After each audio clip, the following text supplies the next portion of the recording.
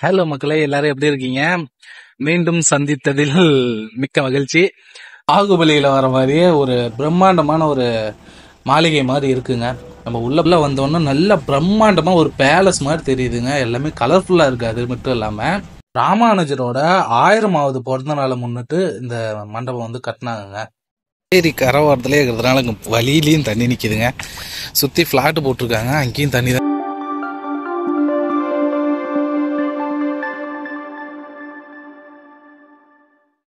Hello மக்களே, எல்லாரும் எப்படி இருக்கீங்க? மீண்டும் சந்தித்ததில் மிக்க மகிழ்ச்சி.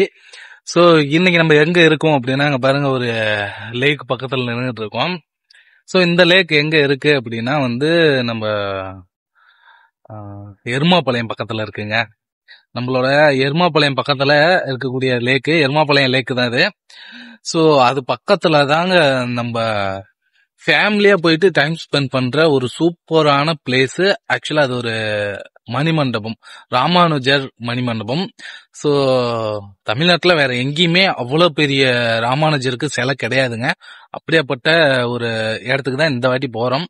நம்ம இந்த லொகேஷன்ல போனோம் அப்படின்னா ஃபேமிலியோட வந்து டைம் ஸ்பெண்ட் பண்ண சூப்பராகவே இருக்கும், சில்ட்ரன்ஸ் எல்லாமே.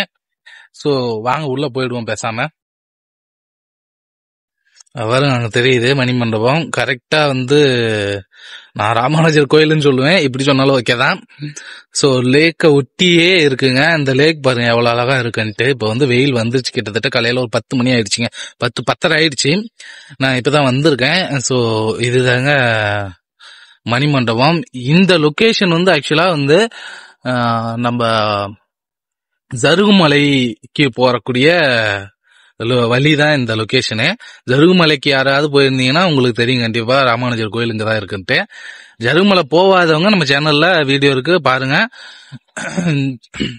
ஜருகுமலை போற வழியிலே தான் இந்த ராமானுஜர் டெம்பிள் இருக்கு. இதை கிராஸ் பண்ணி தான் நம்ம ஜருகுமலைக்கே போவோம்.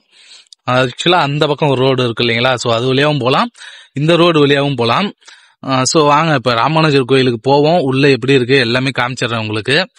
ஃபேமிலியோட டைம் ஸ்பெண்ட் பண்றதுக்கு இது சூப்பரான இடம்னே சொல்லலாம். வாங்க போகலாம் மக்களே. ஆக்சுவலா இது ஏரி கரவாரத்திலே இருக்கிறதுனால வழியிலையும் தண்ணி நிக்குதுங்க. சுத்தி பிளாட் போட்டிருக்காங்க, அங்கேயும் தண்ணி தான் நிக்குது. வர என்ட்ரன்ஸ்க்கு வந்திருக்கோம். நான் உள்ள போயிட்டு ஆன் பண்றேங்க. வெறும் தண்ணியாவே இருக்கு. பிளாட் எல்லாமே தண்ணி நம்பிடுச்சு. நான் உள்ள போயிட்டு ஆன் பண்றேன். ஆக்சுவலாக இந்த கோவில் என்ட்ரன்ஸ் இது தாங்க. நம்ம இப்போ மெயின் கேட்டுக்கு முன்னாடி நின்றுட்டுருக்கோம்.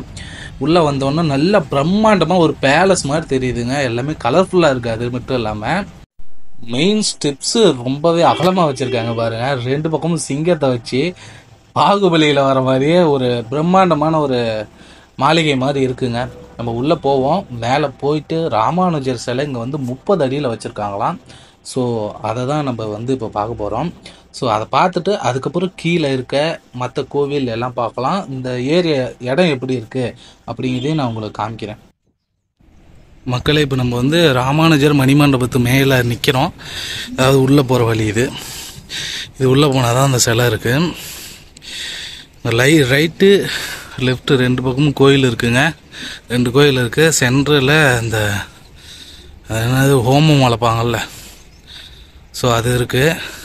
நல்லா பிரம்மாண்டமாக கட்டியிருக்காங்க. நம்ம உள்ளே போய் பார்ப்போம். அப்பா உள்ளே வந்துட்டுங்க. உள்ளே பார்க்க சூப்பராக இருக்குது. அதுலேயும் இந்த சிலை இதுதான் அந்த 30 அடி உயர சிலை. அதுக்கும் கீழே பாருங்கள் எல்லாம் வந்து ஹைட் எப்படி இருந்துச்சு தெரியுதாங்கன்னு. உள்ளே வந்து சூப்பராக இருக்குங்க. ஒரு அமைதியான இடம். நான் போனப்போ வந்து நிறைய பேர் வந்திருந்தாங்க. அதாவது இந்த டூர் போகிறாங்க இல்லைங்களா அந்த கோவிலுக்கு. ஸோ அவங்கெல்லாம் வேனோடு அங்கே வந்திருந்தாங்க. உள்ளே ரொம்பவே அமைதியாக, ரொம்ப ஒரு ஜில்னு நல்லா எல்லாமே மார்பிள்ஸாக சூப்பராக இருந்துச்சுங்க. நான் போய் சாமி கும்பிட்டு கொஞ்சம் நேரம் உட்காந்துருந்தேன். நல்லாவே இருக்குங்க. இங்கே எல்லாம் வந்து இங்கே வந்து நிற்கும்போதே எல்லாரும் அங்கே ஒருத்தர் இருக்கார் ஐயர். அவர் வந்து இந்த கோவில் எதுக்கு, இவர் எப்படி வழிபடணும், அது மட்டும் இல்லாமல் எப்படிலாம் வழிபட்டால் நல்லது, இவர் யார், இவர் என்ன பண்ணார் அப்படிங்கிற எல்லா டீட்டெயிலுமே சொல்கிறாரு. ஸோ இதெல்லாம் கேட்டுக்கிட்டே இருந்துட்டு அப்படியே நம்ம எந்திரிச்சு கிளம்பிட்டோங்க. எல்லாருமே வெளியே போகிறதுக்கு முன்னாடி இந்த சிலையை ஒரு சுற்றி பார்த்துட்டு அப்புறம் தான் பின்னாடி போகிறாங்க. சுற்றி பார்க்குறாங்களா என்னன்னு தெரியல, சுற்றிட்டு போகிறாங்க. அதனால் நானும் எந்திரிச்சு பின்னாடி இப்படியே கிளம்பிட்டேங்க. நான் வெளியில் போயிட்டு எல்லாமே காமிக்கிறேன். கண்டிப்பாக இது ஒர்த்துங்க, சூப்பராக இருக்குது. இந்த லொக்கேஷன் அமைதியாக இருக்குது. ஆக்சுவலாக இப்போ கீழே வந்தாச்சுங்க. கீழே மணிமண்டபத்தோட லெஃப்ட் சைடு. ஸோ இந்த இடத்துல இந்த கிருஷ்ணன் நிற்கிற மாதிரியே அவரை சுற்றி நிறையா மக்கள் நிற்கிற மாதிரி அப்படியே தத்துரூபமாக செலவச்சிருக்காங்க பாருங்கள். அது மட்டும் இல்லாமல் இந்த மணிமண்டபத்தை சுற்றி 4 மூலையிலையுமே நிறைய கோவில் இருக்குது. ஆஞ்சநேயர் கோயில், பெருமாள் கோவில் அப்படின்ட்டு. மக்கள் இங்கே வந்து குழந்தைங்களுக்கு தேவையான ஆக்டிவிட்டீஸும் இருக்குது. அதாவது ஒரு 10 வயசுக்குள்ளே இருக்கக்கூடிய குழந்தைங்களுக்கு தேவையான எல்லா ஆக்டிவிட்டீஸும் இங்கே இது பண்ணுறாங்க. ஆனால் எதுவும் வந்து ஆக்டிவாக இருக்க மாதிரி தெரில. நல்லா தாங்க இருக்குது எல்லாமே. ஆனால் யாரும் யூஸ் பண்ணுறது இல்லை. அதிகம் வராங்க, கோயிலுக்கு வந்து பார்த்துட்டு போயிட்டே இருக்காங்க. சத்தம் இல்லாமல் அமைதியான ஒரு பிளேஸு. ஃபேமிலியோடு வந்தீங்கன்னா நீங்கள் டைம் ஸ்பெண்ட் பண்ண அதை இதெல்லாம் புதுசாக போட்டிருப்பாங்களாட்டு. இதெல்லாம் முன்னே இல்லை ஆக்சுவலாக. இது பழசு, அதெல்லாம் புதுசுன்னு நினைக்கிறேன். ஆக்சுவலாக இதுக்கு முன்னாடி இல்லை. இந்த மணிமண்டபம் சென்ட்ரல்ல இருக்கு. இதை சுத்தி 4 மூலையிலையுமே 4 கடவுள் கோவில் வச்சிருக்காங்க. எக்ஸாம்பிள் ஆஞ்சநேயர், பெருமாள் இந்த மாதிரி.